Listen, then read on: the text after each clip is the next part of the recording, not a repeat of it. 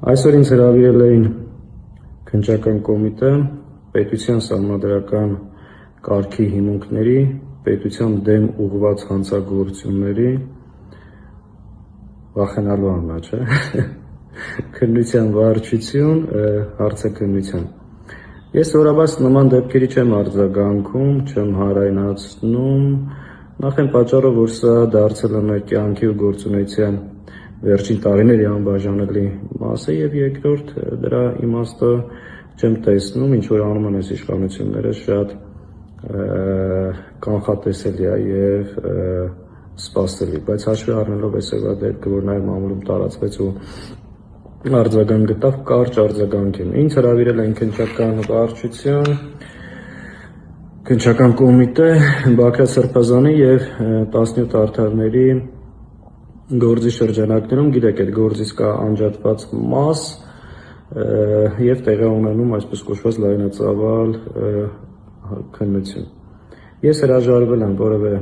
ցուցմունք կամ բացատրություն տալով, հայտարարելով, որ դա քաղաքական գործ է, իրավական որևէ պրոցես տեղի չի ունենում, դա ընդհանրապես քաղաքական պատվերի շրջանակներում հետապնդումներ է եւ ես հրաժարվում եմ որևէ բացատրություն տալուց։ Դուք հիշում եք, երբ որ այս գործի շրջանակներում գլխավոր դատախազը գտնում էր ազգային ժողովում իմ գործընկեր Արթուր Սարգսյանին անձեռնամխելիությունից զրկելու եւ կալանքի տանելու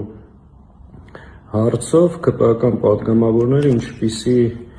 մեծ ջանքերով եւ կրքով պահանջում էին, բա ինչի՞ ինձ երկու պատգամավորներին Գառնիկ Դանիելյանին եւ Իշխան Սաղաթելյանին չեք անձեռնամխելիությունից զրկում, որովհետեւ գործի շրջանակներում շոշափում է նաեւ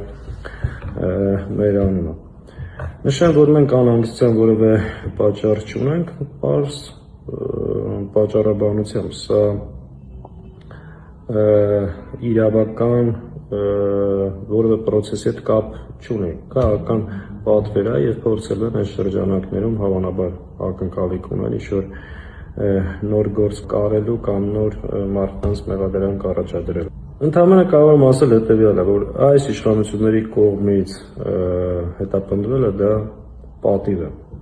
նաեւ պատիվ է բոլոր նրանց համար, ովքեր այսօր գտնվում են անազատության մեջ, քանի որ նրանք անազատության մեջ են այս չարիքի իշխանության դեմ պայքարելու արդյունքում, այլ ոչ թե հանցագործան։ Ամոթը եւ խարան է այս իշխանությունների հետ համագործակցելը եւ նրանց ձեռքին գործիք դառնալը։ Իսկ նման քայլերով ինձ իմ ընկերներին որևէ կերպ չեն կարող շեղել մեր բռնած ուղուց, մեր ճանապարհից եւ ամեն մի նման քայլ եւ գործողություն ոչ թե մեզ կաշկանդում է, այլ ընդհակառակը, նախ համոզվում ենք, որ ճիշտ ընթացքի մեջ ենք եւ գտնվում ենք ճիշտ ճանապարհին եւ ավելի վճռական, ավելի կազմակերպված շարժվում դեպի առաջ մեր նպատակին հասնելու եւ այս չարիքի իշխանության վերարտադրությունը կանխելու ուղղությամբ։ Հետաբար ամեն ինչ